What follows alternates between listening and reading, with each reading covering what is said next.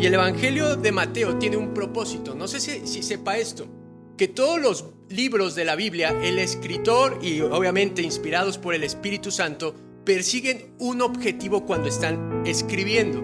Y el objetivo de Mateo era demostrar que Jesús es el rey de los judíos. Ese es el propósito de todo el libro.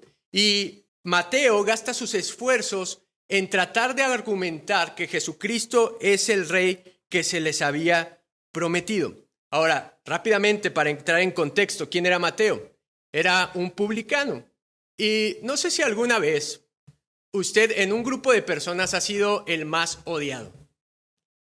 Que todo el mundo le cae mal, que todo el mundo lo rechaza, que su odio es evidente. Recordemos en la historia que Roma conquista Israel y ejerce un yugo, una carga sobre Israel, y la manera en la que más los presionaba era a través del dinero, a través de los impuestos. Y ellos tenían dos tipos de impuestos. Un impuesto era el impuesto como el que pagamos nosotros a Hacienda, que es por trabajar y por generar dinero, y el otro impuesto era un impuesto que se cobraba por el uso de suelo. Y ese impuesto, los que colaboraban con Roma eran los publicanos. Entonces los publicanos eran como los enemigos adentro del hogar. Era como tener al enemigo en la casa. Por eso todo mundo odiaba a los publicanos, porque los publicanos se hicieron ricos con base a la ganancia de los israelitas. Y eran tan sagaces para el dinero, eran tan astutos que cobraban, no había como una tarifa, sino que los publicanos podían fijar cuál era la tarifa que iban a poner. Y Mateo, imagínense, ser el más odiado por su pueblo, por su nación, y él tener un anhelo en su corazón. ¿Y saben cuál era el anhelo de Mateo?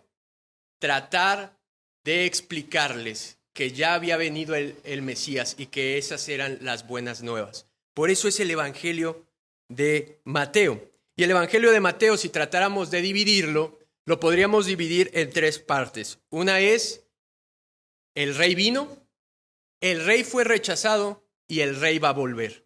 Esas son la división que tiene el libro de Mateo. Y fíjese, hoy quiero enseñarle, quiero que aprendamos tres características acerca de Dios a través de la genealogía de Jesús. Y voy a entrar de lleno a la escritura que está en Mateo capítulo 1, versículo 1. Así comienza el libro de Mateo. Libro de la genealogía de Jesús, hijo de David, hijo de Abraham. Abraham engendró a Isaac, Isaac a Jacob, y Jacob a Judá y a sus hermanos. Judá engendró a Tamar, a Fares y a Sara. Fares a Esrom y Esrom a Ara. Ara engendró a Aminadab, Aminadab a Nazón y Nazón a Salmón. Salmón engendró de Rahab a Boz, Boz engendró de Ruth a Obed y Obed a Isaí. Isaí engendró al rey David y el rey David engendró a Salomón, de la que fuera mujer de Urías.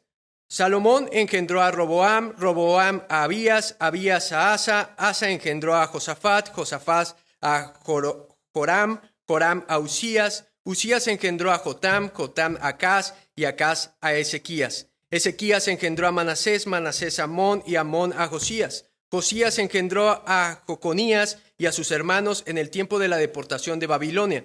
Después de la deportación a Babilonia, Jeconías engendró a Salatiel y Salatiel a Zorobabel. Zorobabel engendró a Abiud y Abiud a Eliakim y Eliakim a Azor. Azor engendró a Sadoc, Sadoc a Akim, Akim a Eliud. Eliud engendró a Eleazar, Eleazar a Matán, Matán a Jacob y Jacob engendró a José, marido de María, de la cual nació Jesús, llamado el Cristo. De manera que todas las genealogías desde Abraham hasta David son 14, desde David hasta la deportación a Babilonia 14 y desde la deportación a Babilonia hasta Cristo 14. Ahora, yo no sé si usted ha escuchado a alguien que predique acerca de la genealogía de Jesucristo. Yo la verdad no. Entonces soy uno de los locos que lo va a hacer porque creo que toda la palabra es inspirada por Dios. No hay ningún elemento que esté fuera del control del Espíritu Santo. Y aunque usted dice, ¿y qué rayos va a predicar, no? Fíjese que hay algo muy importante y un propósito por el cual están escritos esos nombres. Y lo que trata de hacer Mateo es comprobar que por herencia el trono de Israel le pertenecía a Cristo, a Jesús. Y si se fijan, el libro comienza diciendo el libro de la genealogía de Jesucristo. ¿Sabe qué significa Jesucristo o Jesús? El Salvador del mundo. Mateo, los teólogos dicen que este es el título con el que comienza Mateo y dice, es hijo de David, hijo de Abraham. Y no es casualidad que los primeros que menciona Mateo sea exactamente a Abraham y a David. Para los israelitas la genealogía era muy importante. El linaje donde venías, la tribu a la que pertenecías, determinaba tu oficio, determinaba también la tierra donde iba a estar dividida y también determinaban las promesas que Dios iba a cumplir sobre la nación. El primer punto que quiero tratar es cómo esta genealogía nos enseña que tenemos un Dios soberano. Dios hizo pactos con su pueblo y la Biblia lo que nos enseña es cómo Dios promete y hace pacto con el hombre y cómo lo va cumpliendo. Y el nacimiento de Jesús, Dios nos muestra que está en perfecto control de la historia y del tiempo. Eso nos enseña la genealogía, que a Dios no se le pasa ningún detalle, que Dios no se le olvidan sus promesas, sino que Dios cumple en tiempo y forma lo que Él se comprometió a hacer. Quiero leerle una escritura que está en Génesis 12, capítulo 3, y vea cómo Él hace un pacto con su amigo Abraham. Dice, bendeciré a los que te bendijeren, y a los que te maldijeren maldeciré, y serán benditas en ti todas las familias de la tierra. ¿Sabe cuál es la promesa que le da a Abraham? Que de su descendencia iba a nacer o iba a venir la bendición para todo el mundo. Dios viene haciendo el cumplimiento de su promesa. Cuando cae Adán y Eva, no sé si lo recuerde, Él le hace una promesa y le dice, de tu simiente va a nacer el Salvador del mundo. Eso le conocemos como el protoevangelio, la primer brote del evangelio. Y ahí, fíjense cómo Dios ha ido revelando su plan. Y le dice a Adán y a Eva, de su descendencia, de ustedes, van a ser el Salvador. ¿Qué quiere decir? Que el Salvador iba a ser hombre, ¿no? Que iba a ser un humano. Y eso lo vamos a ver la siguiente semana. Después con su amigo Abraham le dice, de ti va a venir la bendición. ¿Qué quiere decir esto? Que está siendo más específico con la revelación. No solamente va a ser humano, sino ahora Dios nos está diciendo que el Salvador del mundo va a ser israelita, que iba a pertenecer al pueblo de Israel. Y mire el pacto con David.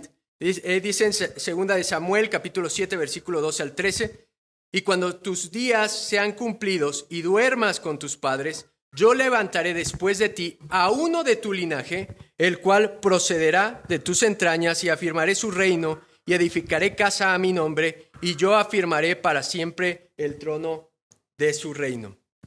Ahora, Dios está siendo todavía más específico. Y dice, mira David, cuando tú duermas, voy a levantar a alguien después de ti que gobierne para siempre. Por eso dice, su trono va a ser eterno.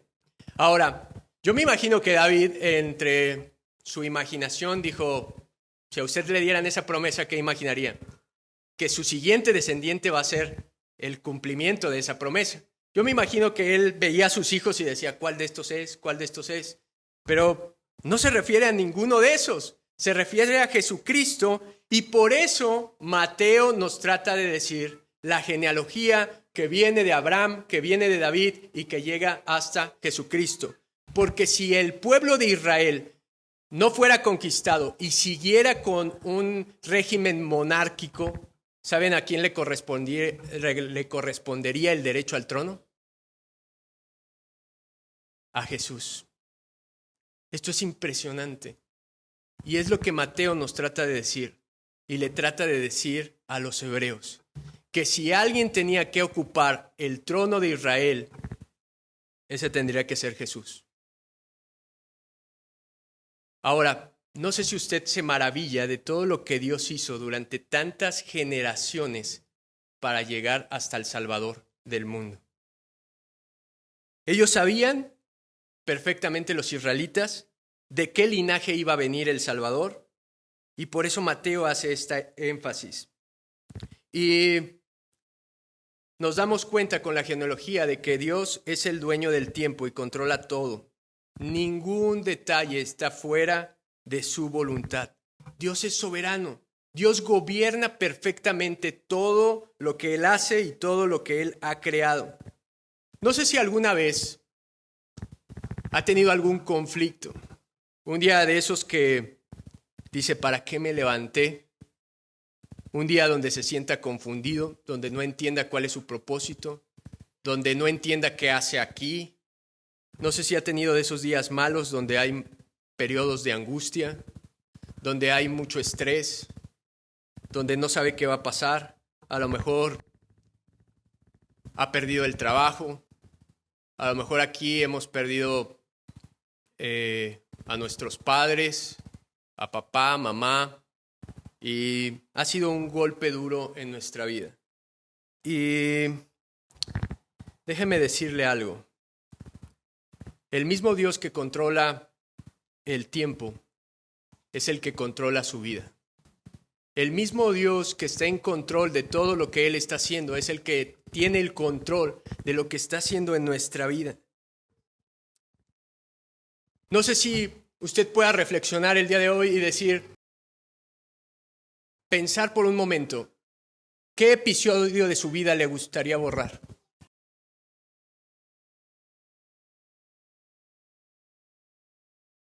No sé si tenga algo así donde diga, me gustaría borrar este año, me gustaría borrar esta semana, me gustaría borrar este día.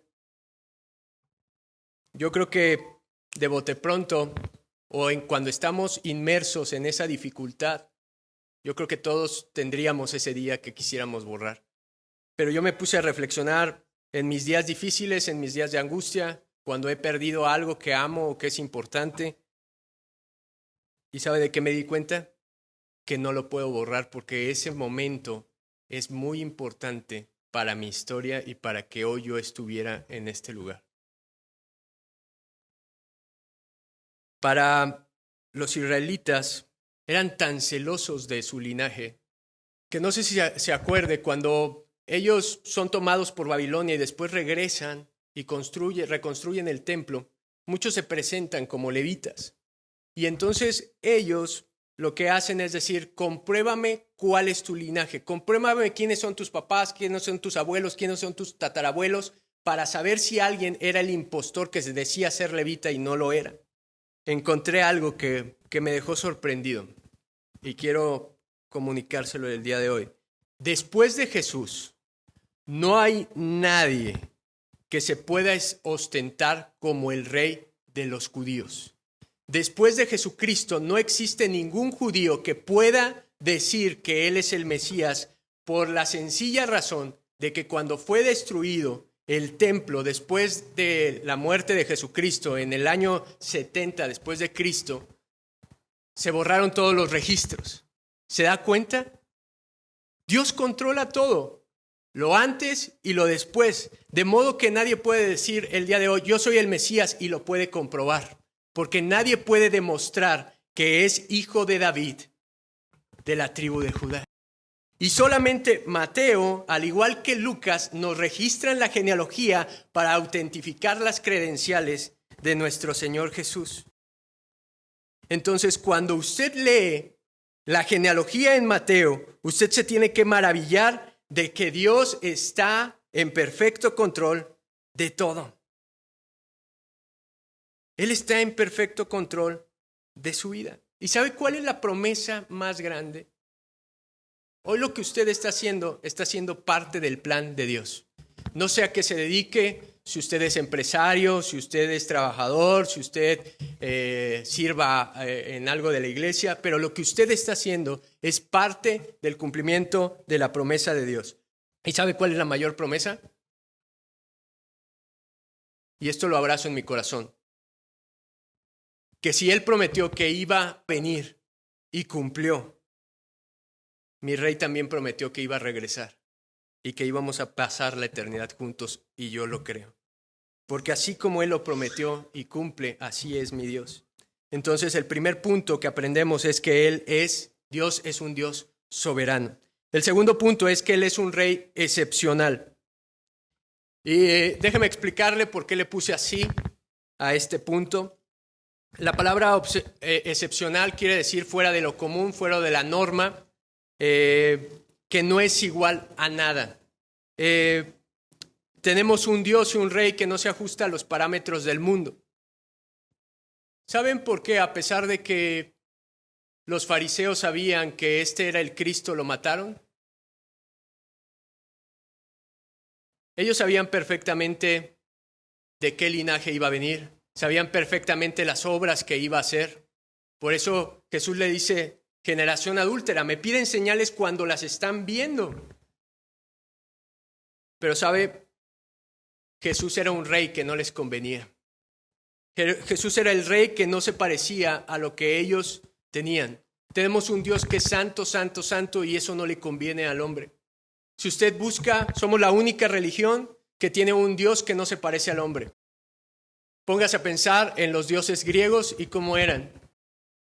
Eran igual que los hombres, tenían las mismas debilidades, tenían los mismos defectos, los mismos vicios, las mismas pasiones. ¿Sabe para qué?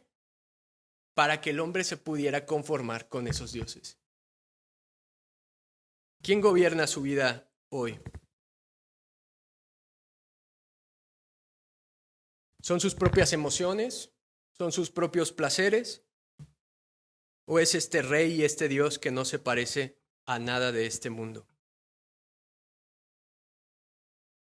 Este rey no es como nosotros queremos ni como nosotros nos conviene. Este rey es el Rey de Reyes y es el Señor de señores. Y quiero demostrarle aquí en algunas escrituras cómo lo veían los israelitas, cómo lo veían los fariseos. Está en Mateo capítulo 13, versículo 55. Dice que él empezaba a enseñar y que se maravillaban de sus enseñanzas. Y esto es lo que dicen, mire, ¿no es este el hijo del carpintero? ¿No se llama su madre María y sus hermanos Jacobo, José, Simón y Judá? ¿No están todas sus hermanas con nosotros? ¿De dónde pues tiene todas estas cosas? Y se escandalizaban. Ponga atención en eso que están diciendo. Ellos dicen, Jesús, ¿cómo puede ser nuestro rey? ¿No es este el hijo de un carpintero? ¿Sabe cómo se lo imaginaban ellos al rey prometido? Como un rey guerrero que los iba a liberar de la presión que tenían de Roma. Se imaginaban a alguien que iba a venir a lo mejor de un linaje sobresaliente, de una familia de mucho dinero. Y mire, ¿sabe de dónde vino nuestro Señor Jesús? De la familia de un carpintero. Por lo visto, no era de los mejores oficios que pudiera haber en ese tiempo. Y los fariseos dicen, ¿cómo es posible que nuestro Salvador venga de una familia así? Conocemos a su madre, conocemos a sus hermanos. Dice, es más, sus hermanas están entre nosotros. Y fíjese, lo deshonraban por su familia, por sus orígenes. En Juan capítulo 7, versículo 41, ellos dicen, ¿de Galilea ha de venir el Cristo? No solamente era por su familia, sino también por el lugar. Los fariseos decían, este es un don nadie que viene de ningún lado. En Juan 8:41 ellos dicen, les está hablando Jesús primero y dice, vosotros hacéis las obras de vuestro padre, refiriéndose que su padre era el diablo. Y ellos contestan, entonces le dijeron, nosotros no nacimos de fornicación, ni padre tenemos más que Dios. ¿Sabe qué hicieron? Lo calumniaron. Le decían, oh, Jesús, tú te vienes a presentar como el Salvador del mundo, como el Mesías. Nosotros sabemos que José ni siquiera es tu padre. Nosotros sabemos que José te adoptó. Ahora, hago un paréntesis. Se fija que en la genealogía que leímos, todo dice, Abraham engendró a Isaac, Isaac engendró, y se fija que cuando llegamos a la parte de José, dice Jacob engendró a José, marido de María, de la cual nació Jesús. Nunca la genealogía de Mateo dice que había engendrado a Jesús. Ningún detalle se le pasa a nuestro Dios. Pero ellos decían, este es hijo de fornicación, este es hijo de un adulterio de María. Y sabe, cuando alguien adoptaba en la antigüedad a alguien, tenía los mismos derechos. A lo mejor usted puede pensar, si no era hijo de José, entonces no sería el rey. Pero en la antigüedad, si adoptaban a alguien, si era el mayor, tenía los mismos derechos que el padre. Por lo tanto, seguimos con la misma argumentación de que Jesús es el rey. Ahora, este rey es muy diferente. Él gobierna nuestra vida bajo sus criterios, no bajo nuestros criterios. Este rey enseña humildad, mientras el mundo enseña amor propio. Este rey enseña amor y este mundo enseña odio. Este rey enseña perdón y el mundo enseña vengarse. El mundo enseña orgullo y este rey enseña a humillarse. Este rey no se parece a nosotros, no es como nosotros. Nadie que haya pisado a esta tierra más que Jesús puede ser así. Y se lo pongo así fácil para poderlo aplicar. ¿Cuántas veces cuando nos hacen algo, lo primero que pensamos es cómo vengarnos? ¿Por qué? Porque pensamos como el mundo, sea nuestros hijos, nuestros papás, nuestra esposa. A veces es gente que de verdad amamos y te hace algo tu esposa y entonces tú empiezas a maquinar inmediatamente y dices, se la voy a guardar, le voy a aplicar la ley de hielo. ¿Piensas qué es lo que más le duele? Ya sé, me voy a ir a acostar a otra parte. Pero empiezas a hacer un plan, ¿sabes para qué? Para que la otra persona sienta lo mismo que tú sientes. ¿Y sabe qué hizo este rey? Lo humillaron, lo denigraron, lo calumniaron y de todos modos fue y se entregó en una cruz para salvar a la humanidad. Este rey es excepcional. Este rey es el que gobierna nuestra vida y deberíamos de nosotros hacer lo mismo que Él hizo en esta tierra. Y quiero pasar al último punto para terminar, y es que de la genealogía aprendemos que es un Dios de gracia. Cuando estaba estudiando la genealogía de Jesús, si algo me impresionó es ver la gracia derramada en esta lista de nombres. Si algo abunda en esta genealogía, no son los grandes hombres, sino es la gracia sobre hombres imperfectos. No existen los grandes hombres de Dios. Existen hombres pequeños con un Dios grande. Todos aquellos que se proclamen como grandes hombres, como perfectos, realmente no han descubierto lo miserables que son en su vida. Le quiero leer la lista de celebridades que hay en esta genealogía. Y empezamos por Abraham. Abraham mintió que Sara era su mujer para salvar su vida, ¿se acuerda? Ahora este no sería un ejemplo de marido. Judá, después de que su hijo fallece, su nuera se va y hace un plan para acostarse con él. Entonces él se mete en la cama de su nuera. Este no es un ejemplo tampoco. Mateo hace énfasis en Rahab. Rahab, si lo recuerda, su oficio era ser prostituta. Entonces tenemos en la genealogía de nuestro Señor Jesús una prostituta que le dio informes a espías. El rey David fue un adúltero, mentiroso y asesino. El rey David vio a Betsabé, la codició y planeó acostarse con ella. Después planeó mentir con Usías y después, como no lo convenció, lo puso en el frente de batalla para que muriera.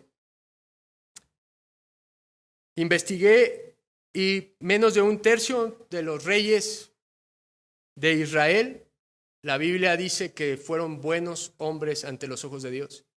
Eso quiere decir que el 75% o el 80% de los reyes de Israel, la Biblia dice que hicieron lo malo ante los ojos de Dios. Y esos hombres aparecen en la genealogía de este rey.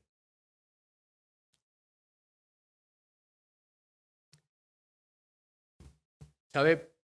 No se trata de nuestro desempeño, no se trata de lo que haya hecho antes, no se trata de los momentos que ha pasado. Toda nuestra vida se trata de la gracia de Dios. Si usted recuerda lo que ha hecho, si recuerda el momento en que Dios lo rescató, es la gracia de Dios en su vida. El hecho de que hoy estemos aquí es la gracia de Dios sobre nuestra vida. Es un regalo de Dios. El hecho de que nosotros podamos creer en el Salvador. Cuando usted lee la lista de los héroes de la fe, ¿sabe qué es lo que más puede notar de los héroes de la fe? Esto, la gracia. Usted dice, pero la fe, dice que son héroes de la fe. Sí, pero la Biblia dice que la fe es un regalo de Dios, que la fe es gracia de Dios sobre nosotros. El hecho de que nosotros podamos creer es la gracia de Dios sobre nuestra vida.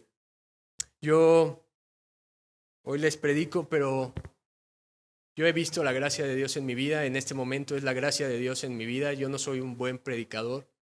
No sé si alguien de aquí diga, yo soy muy bueno en algo, yo tengo talento para hacer algo, yo soy perfecto, pero se va a dar cuenta que no lo es. Yo no vengo de una familia de pastores, yo no vengo de una familia de predicadores. Yo decía, yo no puedo hacer nada. Yo quién soy para hacer algo para Dios. No tengo un nombre, no tengo recursos, pero tengo lo mismo que ustedes, la gracia de Dios sobre nuestra vida. Y miren, esta es la mayor gracia que usted puede encontrar en su vida. Yo le he dicho hasta este momento que Dios viene cumpliendo su pacto, sus promesas con su gente. Es el pacto abrámico, el pacto davídico. Y escuche, lo que nos incluye a nosotros es este nuevo pacto donde vemos la gracia de Dios. Y está en Jeremías 31:33, dice, pero este es el pacto que haré con la casa de Israel después de aquellos días, dice Jehová. Daré mi ley en su mente y la escribiré en su corazón, y yo seré a ellos por Dios, y ellos me serán por pueblo, y no enseñará más ninguno a su prójimo, ni ninguno a su hermano, diciendo, conoce a Jehová, porque todos me conocerán, desde el más pequeño de ellos hasta el más grande, dice Jehová, porque perdonaré la maldad de ellos, y me acordaré más, y no me acordaré más de su pecado. No importa lo que usted hizo, usted no tiene que pagar nada, usted solamente puede disfrutar del perdón de los pecados. ¿Ve lo bueno que es Dios? La gracia de Dios es que usted pueda escuchar acerca de Él. La gracia de Dios es que usted tenga una Biblia que usted pueda leer en su casa y que esa Biblia ahora nos preocupamos porque ya no sea en papel escrita, sino escrita en nuestro corazón, como Él dice. Esa es la gracia más grande que un ser humano puede recibir, que siendo gente que no merecía, que siendo gente desobediente, rebelde, sin nada bueno, hoy podamos tener al mejor de los reyes en nuestro corazón.